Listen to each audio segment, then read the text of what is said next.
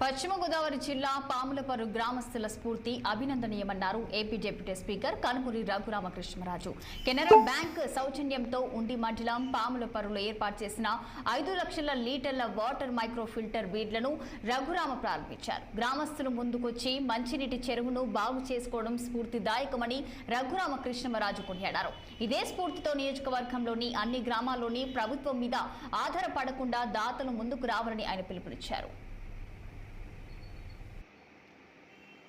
ఈ గ్రామస్తులే ముందుకొచ్చి ఆ త్వరితగతిన ఆ పనులు పూర్తి చేసుకుని ఆ తర్వాత ఈ ఊళ్ళో ఒక జాతర సందర్భంగా వచ్చినప్పుడు సర్పంచ్ గారు ఈ చెరువు బాగు చేసుకుని అదే సందర్భంగా ఒక మైక్రో ఫిల్టర్ అంతా కూడా నీరంటే వచ్చింది చాలా సంవత్సరాల తర్వాత, మరి దాన్ని శుద్ధి చేసి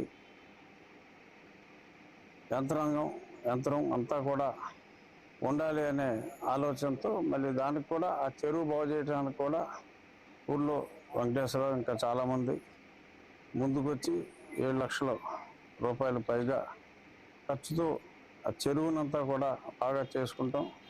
కెనరా బ్యాంక్ వాళ్ళ సౌజన్యంతో మైక్రో ఫిల్టర్ ప్లాంట్ కూడా ఈరోజు ప్రారంభించాం.